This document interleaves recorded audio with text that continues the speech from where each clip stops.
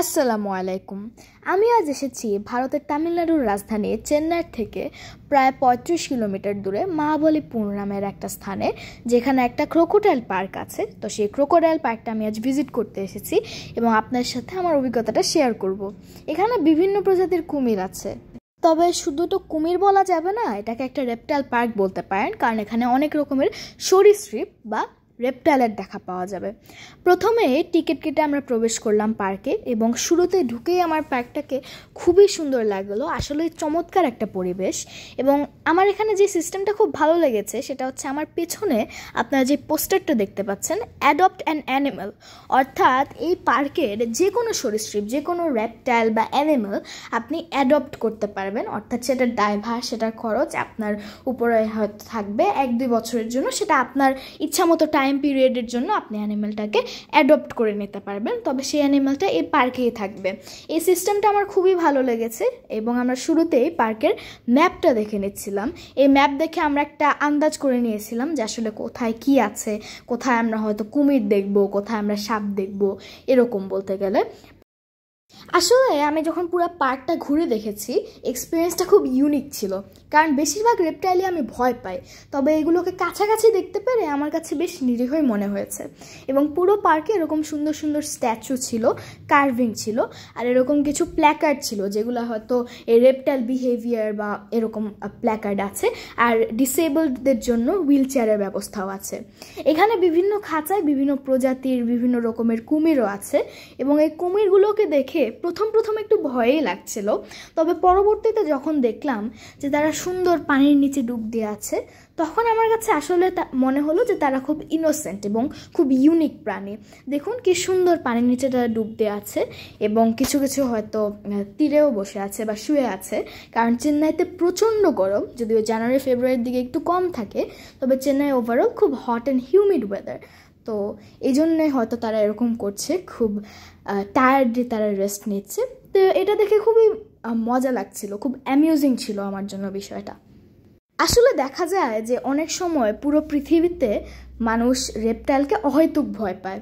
যেমন এখানে একটা রেপটাইলের স্ট্যাচু আছে, তাই না? এটা দেখে আমারও প্রথম ভয় লেগেছিল, তবে পুরো পার্কটা ঘুরে দেখলাম তখন আমার রেপটাইলের ভয়টা মনে হয় একটু হলেও কমেছে। এই যে how many can you find, অর্থাৎ এখানে কয় রকমের অ্যানিমেল আপনারা দেখতে পাচ্ছেন। পার্কটা খুবই সুন্দর করে সাজানো আমি মনে করি। যেমন এই পাশের পিলারে একটা কুমিরের স্ট্যাচু আছে এবং এই অন্য পাশের পিলারে একটা স্নেক কার্ভ করা আছে। এবং পুরো পার্কটা আমি ঘুরে দেখেছি এবং আমি একটা বিষয় নোটিস করেছি যে অনেক জায়গায় এরকম নো এন্ট্রি এরিয়া আছে। নো এন্ট্রি এরিয়া হতে পারে যেখানে হয়তো কোনো নতুন প্রদর্শনী বা নতুন কোনো ইনক্লোজার সৃষ্টি করা হচ্ছে, বানানো হচ্ছে। এবং আমরা প্রথম এক্সিবিশনে চলে এসেছি অ্যালিগেটর। অনেক জায়গায় এভাবে লেখা ছিল ডেঞ্জার, কিপ হ্যান্ডস আউট। এখানে তাদের অনেক নিরীহ এবং লেজি লাগলেও অনেক সময় আমরা কিন্তু ভিডিওতে দেখে থাকি, হয়তো ইউটিউবে বা ফেসবুকে, যে অ্যালিগেটর বা যে কোনো রকমের কুমিরই কিন্তু জাম্প করতে পারে, তারা কিন্তু অনেক উঁচু পর্যন্ত লাফাতে পারে। তারা যদি অ্যাট্রাক্ট ফিল করে বা তারা যদি ভয় পায়, তাহলে কিন্তু যে কোনো দুর্ঘটনা ঘটে যেতেই পারে। তাই এখানে অ্যাডভাইস করা হয়েছে যে তাদেরকে খাবার না দিতে বা দেয়ালের উপর না বসতে। এখানে কিন্তু খুবই লো দেয়াল, এজন্য খুব কাছাকাছি দেখা যাচ্ছিল বিভিন্ন রকমের কুমির, বিভিন্ন রকমের সরীসৃপগুলোকে। এই যে এখানে একটা টমিস্তমা দেখা যাচ্ছে প্রত্যেকটা ইনক্লোজারের পাশেই, এগুলো নিয়ে অনেক রকমের ইনফরমেশন দেওয়া আছে। টমিস্তমাটা দেখুন কীরকম হা করে আছে, দেখতে খুবই ফানি লাগছে। বাট তার পাশাপাশি এগুলো নিয়েও কিন্তু আলাদা রকমের একটা সৌন্দর্য আছে এবং আমি আলাদা রকমের একটা ভালো লাগার অনুভূতি অনুভব করেছি যখন আমি পুরো পার্কটা ঘুরে দেখছিলাম, বিভিন্ন রকমের কুমির দেখছিলাম, রেপটাইল দেখছিলাম। এই যে এখানে ক্রোকোডাইল বিহেভিয়ার নিয়ে একটা সাইনবোর্ড আছে, একটা প্ল্যাকার্ড আছে। অনেক সময় কিন্তু যে কোনো রকমের রেপটাইল, বিশেষ করে কুমিরগুলোর চামড়া এবং মাংসর অনেক দাম থাকার কারণে এগুলোকে হত্যা করা হয় এবং অনেকেই কিন্তু এই ধরনের প্রাণীগুলোকে অহেতুক ভয় পায়। তাই এই বিষয়ে অ্যাওয়ারনেস সৃষ্টি করতে অনেক দেশে, অনেক জায়গায় এ ধরনের এক্সিবিশন বা প্রদর্শনের আয়োজন করা হয়ে থাকে। কারণ আল্লাহ রাব্বুল আলামিন কিন্তু এগুলো কোনো এক কারণেই সৃষ্টি করেছেন। আমাদের ইকোসিস্টেমের জন্য, আমাদের নেচারের জন্য কিন্তু এগুলোও গুরুত্বপূর্ণ। এটা প্রত্যেকটা সৃষ্টির পেছনে একটা কারণ আছে, এই জন্য এটার পিছনে অ্যাওয়ারনেস রেজ করতেই অনেক সময় এ ধরনের প্রদর্শনীগুলোর আয়োজন করা হয়।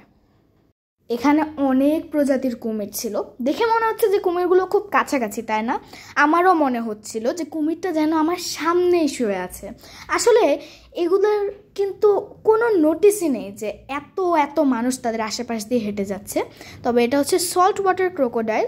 এটা কিন্তু মাংসাশী প্রাণী হয়ে থাকে, একটু ভয়ঙ্কর কারণ এটা আকারে বেশ বড় হয় এবং এটা কিন্তু অ্যাটাক করতে পারে।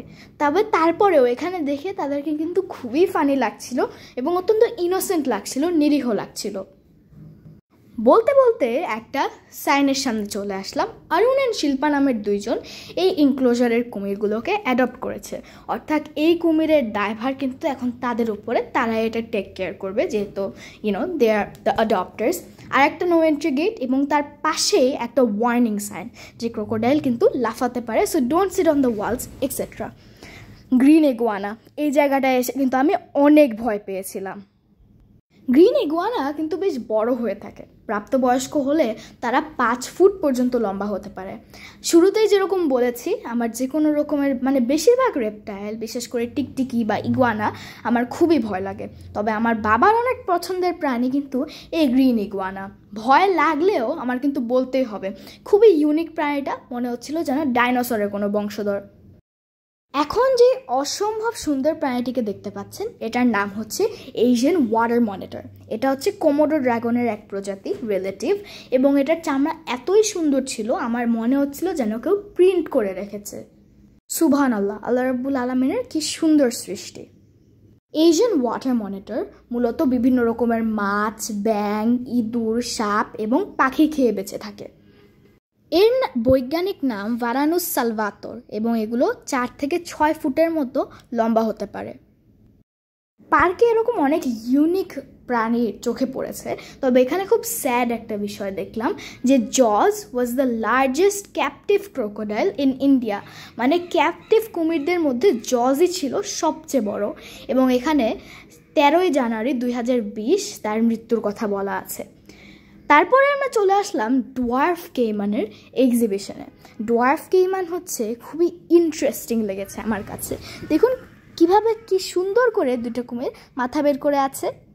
ডোয়ার্ফ কেইমান 3 থেকে 5 ফুটের মতো লম্বা হতে পারে। ডোয়ার্ফ কেইমান মূলত মাছ, ব্যাঙ, কাঁকড়া এবং বিভিন্ন রকমের চিংড়ি খেয়ে বেঁচে থাকে। এর বৈজ্ঞানিক নাম প্যালিওচুকাস প্যালপেব্রোসাস। এই জায়গায় এসে এতগুলো কুমিরকে দেখে আমি বেশ অবাকই হয়েছিলাম। তারা এমনভাবে শুয়ে আছে দেখে মনে হচ্ছে তারা যেন কোনো বৈঠক করছে, মিটিং করছে। গুরুত্বপূর্ণ কোনো বিষয় নিয়ে হয়তো তারা আলোচনা করছে।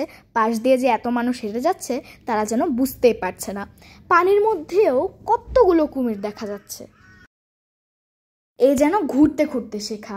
আমি বিভিন্ন রকমের রেপটাইল দেখছিলাম, প্ল্যাকার্ড পরে শিখছিলাম। তারপরেই চলে আসলাম অ্যালাডাব্রা জায়ান্ট টর্টয়েসের কাছে। আমার কাছে রেপটাইলের মধ্যে কখনো কচ্ছপ ভয় লাগেনি, তবে আমি বিশাল আকৃতির কচ্ছপ দেখে অনেক অবাক হয়েছিলাম। অ্যালাডাব্রা জায়ান্ট টর্টয়েস বিশেষ করে সেশেলসে বাস করে এবং তারা 80 থেকে 120 বছর পর্যন্ত বাঁচতে পারে। এগুলোর ওজন 225 কেজির বেশি হতে পারে। দেখতে দেখতে আমাদের ঘোরা প্রায় শেষের দিকে। এখন আমরা চলে এসেছি ঘাড়িয়ালের কাছে। ঘাড়িয়ালকে অনেক মানুষই ভয় পায় তাদের বিশাল আকৃতির জন্য। তারা 11 থেকে 20 ফুট পর্যন্ত লম্বা হতে পারে। তবে ঘাড়িয়াল কিন্তু মানুষকে অত অ্যাটাক করে না। ঘাড়িয়াল বেশিরভাগ সময় মাছ এবং বিভিন্ন রকমের ব্যাঙ খেয়েই বেঁচে থাকে। ঘাড়িয়ালের বৈজ্ঞানিক নাম গ্যাভিয়ালিস গ্যানজেটিকাস। ঘাড়িয়ালকে অনেক সময় গ্যাভিয়াল বা ফিশ ইটিং ক্রোকোডাইল বলা হয়ে থাকে, যেহেতু তারা মাংসাশী নয় এবং তারা মাছ খেয়ে বেঁচে থাকে। আবারও চলে আসলাম আরেকটা সল্ট ওয়াটার ক্রোকোডাইলের প্রদর্শনীতে। পুরো সল্ট ওয়াটার ক্রোকোডাইলের ওজন 200 থেকে 1100 কেজির মধ্যে হতে পারে, আর মেয়েদের ওজন 100 কেজির ভিতরে হয়ে থাকে। সব কুমিরদের মধ্যে সবচেয়ে বড় প্রজাতি হচ্ছে এই সল্ট ওয়াটার ক্রোকোডাইল এবং এরা 70 বছর পর্যন্ত বাঁচতে পারে। তারা বিশেষ করে নোনা পানিতেই থাকে এবং তাদের বৈজ্ঞানিক নাম হচ্ছে ক্রোকোডিলাস পরোসাস। এরা 17 থেকে 23 ফুট পর্যন্ত লম্বা হতে পারে। শেষ এক্সিবিশনে চলে এসেছি আমরা খুবই ইন্টারেস্টিং একটা প্রাণীর কাছে, কোমোডো ড্রাগন। কোমোডো ড্রাগনের ওজন 70 কেজির মতো হতে পারে এবং তারা বিশেষ করে ইন্দোনেশিয়ার কোমোডো আইল্যান্ডেই থাকে। কোমোডো ড্রাগনকে অনেক সময় কোমোডো মনিটরও বলা হয়ে থাকে।